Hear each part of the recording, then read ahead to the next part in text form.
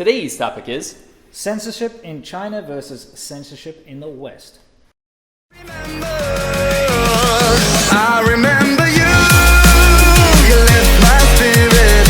With you high is all I'm feeling. Remember how we felt alive. All right, let's cruise. So, Simuk, where are we headed today on this fine day?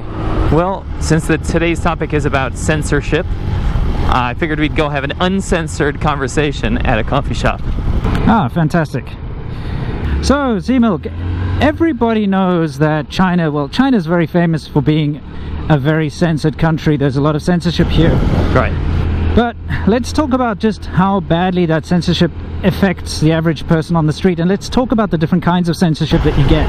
Sure. Well, the first clarification that I have is that from a Western mindset, a Western perspective, our idea of freedom of speech and censorship is the right to assembly, the right to be able to say whatever you want, post whatever you want on the internet, and basically be able to have your own opinions. And that's where the clarification is necessary. In China, you are allowed to have your own opinions. You are allowed to talk about pretty much anything you want in public, as long as you are not protesting in a large group, as long as you are not an influential person on the internet, and as long as you have applied to the government for a permit to be able to protest, which actually doesn't exist.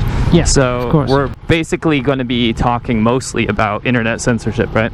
Yes, correct. Well, we're first of all just talking about censorship in general public.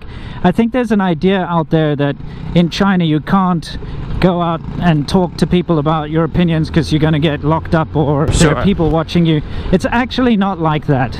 Right. In fact, I'd go as far as to say that in China there is more freedom of speech. People are incredibly non-politically correct. Sure, yeah. So- if you're going to talk about PC, it's much less PC than the West. I mean, people will be openly racist to you or to other people, even just to other parts of China. They're openly hostile Judgmental. towards people that are not from their areas. Sure. They'll call you fat. They'll Right. discriminate. They'll be very Sexism. sexist. Sexism is huge here. Right. So as far as political correctness is concerned, China is actually a lot more free than say a Western country such as England or America. You can say pretty much whatever you want here. Of course. The difference is you can't go and do anything that's going to disrupt public order. In other Right. words, you cannot start blaming the government for something and starting a protest or getting people together to, cause any disturbances. That's when things become ridiculous and Correct. you're going to get clamped down on. So, Right. yeah, as long as you're not doing anything like that, you're okay. But average person on the street airing their opinions, it's definitely a lot more free than overseas, I'll tell you that much. Right.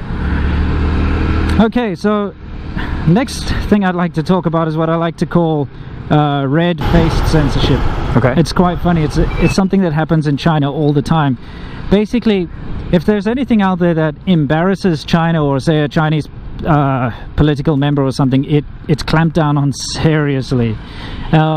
First example that comes to mind is that China banned Winnie the Pooh. Okay, Right? yeah. And the reason they banned Winnie the Pooh is the most ridiculous reason ever. The president of China was visiting America, and there's a famous picture of him walking next to Obama on the lawn or something, probably at the White House, I don't know where it was, and it looks exactly like a picture of Tigger and Winnie the Pooh walking together, and so people were comparing the pictures together.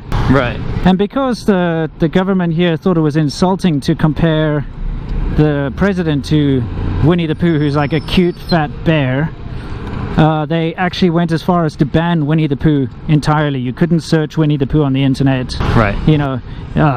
You just were not allowed to see Winnie the Pooh. So it's ridiculous. Sure. Can you think of some other examples?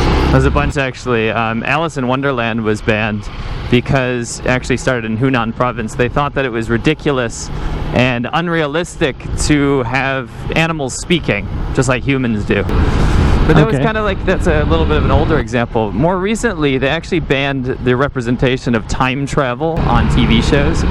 Why? Because on soap operas they would have people time traveling back to the different dynasties, and I thought it was a gross misrepresentation of Chinese culture, and they also found it embarrassing. They thought it made China look kind of ridiculous, so that was unrealistic.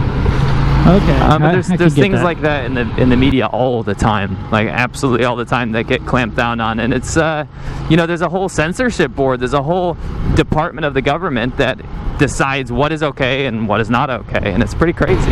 Yeah, understood. I'm going to bring up something else that's actually, we have to do fair comparisons here between China and the West, right? Sure. So let's talk about like pornography or just even mild nudity, things like showing breasts and things like that. Yeah. Cleavage. I know that in the UK it's okay to, for instance, in the newspapers, show breasts on page 3, I think they have in the Sunday newspapers. So it's not as taboo as it is in America. I know in America you guys are crazy when it comes to nudity, right? Yeah, like you wouldn't be able to show any nudity unless it's on a private channel and it's after the watershed time on TV.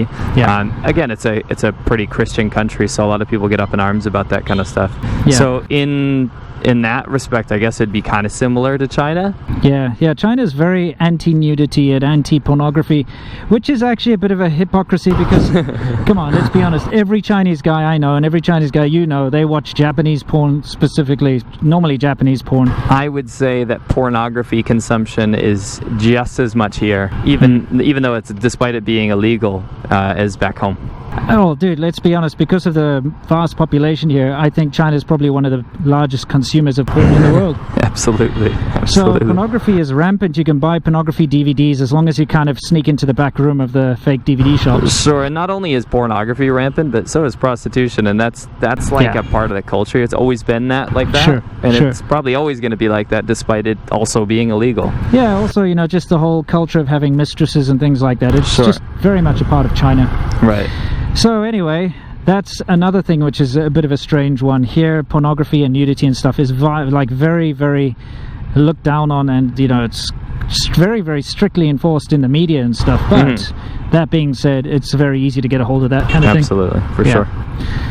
Now, as a Westerner, obviously the thing that you want to know about and the thing that's going to affect you for the most part is the fact that the Chinese internet is censored, and it is censored by something called the Great Firewall of China, and it's estimated that about 70% of all Western, or not, I should say Western, global websites are blocked here in China.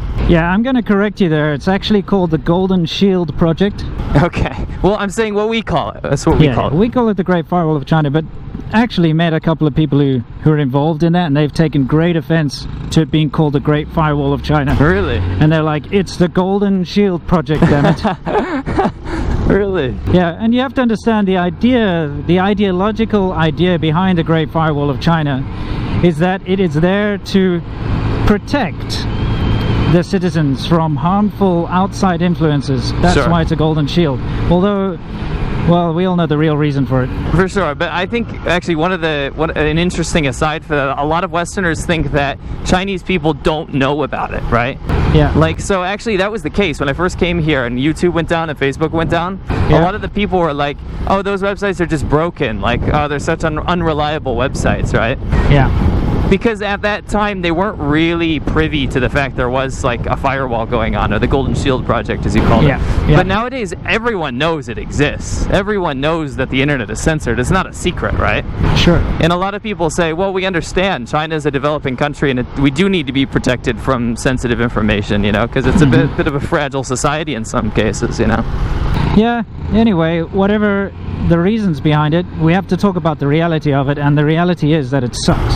Absolutely, for sure. It's like one of the worst things about living here, to be honest. Yeah. It might be the worst thing. Yeah, actually, it may actually be the worst thing. So, let's go find this coffee shop, Sure. and then we can sit down and discuss it in a little bit more detail. Sounds good. Alright, we're just about to arrive at the coffee shop. Sea Milk, should we get off and go have a little bit of a chat in the coffee? Yeah, sounds good. It's a little bit different than a walk and talk, but same principle. Yeah, absolutely. And we gotta go park in some weird parking spot, don't we? Yeah, it's really annoying too. It's like chock full of crappy e-bikes. Well, let's do it.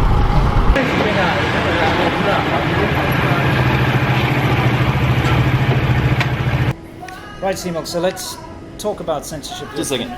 Make sure there's no secret police. We're good. We're good, dude. Okay, so there's two reasons why the internet is so censored here in China. The first reason is, well, it's good for business. It's good for Chinese internet companies. In fact, I've done some work for Tencent, which is the biggest internet company here, them and Baidu. And basically what happens is they've got departments that are dedicated to, they've got a department and it's completely unblocked, they've got full access to the internet. And they go out and they find out what's popular at the moment, what kind of internet software is working well, and they will go and reverse engineer it to make a Chinese version. Now, if you don't have a choice and you can only use one kind of software, you're going to use it, right? And I've got a good example of this. I've just come back from Japan. By the way, guys, if you haven't seen my videos, here's a link. It's a lot of fun. Go check it out. Anyway, before going, my fiance was looking up online other Chinese bloggers to see what they did to get around in Japan. Sure. And they said, don't try and use Baidu Maps. It's useless. Right. Use Google Maps when you're in Japan, because it's way better. It can show you Sure. where all the coffee shops are and stuff like that. It's just a much better application to use. So given the choice, they would choose Google Maps, and I'm pretty sure it'd be the same here in China. Absolutely. Unfortunately, you can't use Google Maps. Yeah, there is Used no to be able choice. to. There's no choice. So from a business point of view, it makes total sense. For sure. Local companies like Baidu and Tencent, they can earn money from adverts and from the populace. So it boosts the local economy. So it's a kind of protectionism, really. Absolutely, and it doesn't just stop at Google Apps, which were one of the first apps and programs and stuff to get reverse engineered and censored. Yeah. Actually, now it's kind of infiltrating other things like Uber, right? Oh, Uber yeah. is still available in some cities in China, but it's slowly getting weeded out and replaced by ADVChina, they call it, right? And that's Yeah. what I use to get cabs here now. ADVChina is going to be opening in other countries soon anyway. I think it's going to be in America soon. Right, for Chinese people, I guess. Yeah, I mean, I'm sure they'll market towards the local people as well. We'll see. It'll be interesting to see how that pans out. Good luck, guys. Yeah. But anyway, there's multiple reasons why the Chinese government uses censorship on the internet, and there's a reason why 70% of websites are blocked, and it's pretty much to control the masses, because what has been found is that because there's no assembly, there's no freedom of protest and things like this, social media can be used for grassroots revolutions and also grassroots protests. Maybe they're protesting a building project. Or labor disputes. Labor disputes. Maybe they haven't gotten their wages from their state jobs. Maybe they're criticizing the government. So they've noticed, wow, we need to cut down on this. We need to censor social media. We need to censor the internet so people can't assemble together, basically, right? Correct. So, yeah, there's anything that has anything bad to do with the state, the government, that is also history as well. Anything bad in history from Any pockmark on China is censored. Censored, Sure. yeah, basically. And it is a tactic to keep order, really. Right. Because things could get out of control very quickly. There's a very big mob mentality within the Chinese community. For sure, and whether that's morally correct or not, that's not the issue at hand here. What we're talking about is it does happen. Yeah. There's a reason for it, and there's a reason that you're not going to be able to use Facebook and YouTube and things like that, because those are free mediums of information. Sure. You're allowed to say whatever you want, and that's not cool in China. That's not how It just doesn't apply here. No. So don't get me wrong, I'm not trying to defend, this Golden Shield project at all. It's a biggest pain in my ass. I can't stand it. It stops business on my point. I can't do business overseas. My YouTube channel is completely crippled because of it, and it really gets in the way of everyday life. If people want to know why there aren't more China vloggers out there, there's a very good reason for that, and it's because it's incredibly annoying to try to get videos up here. Yeah, it takes forever. You have to use unreliable VPNs that break all the time.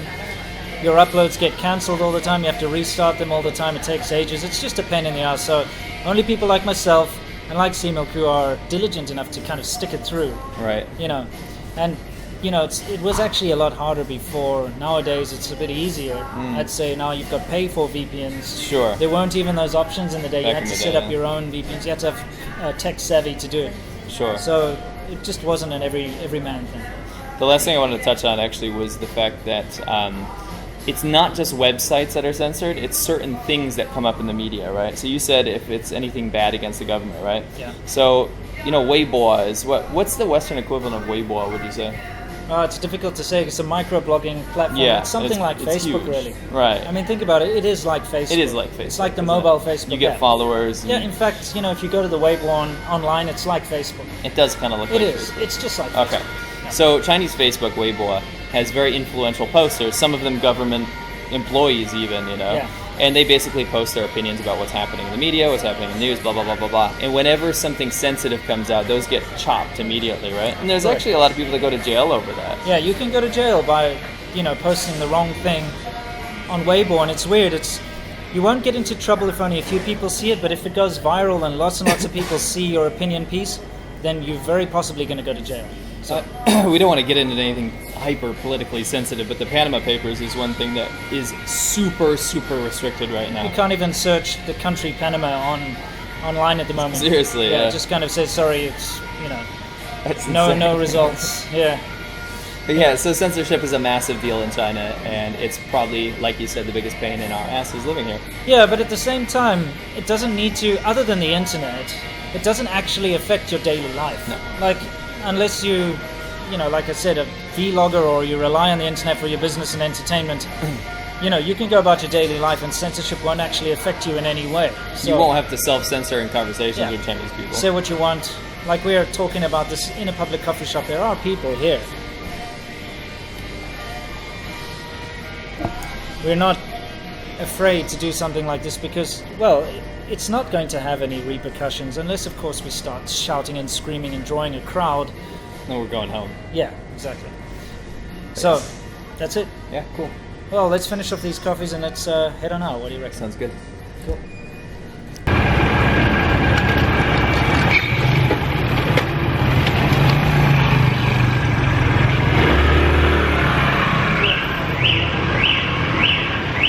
Right, Seamilk, well, that's it for this episode. Have you got anything you would like to say to our audience before we sign off? I'm a bit scared to say it, but it's a tradition at this point.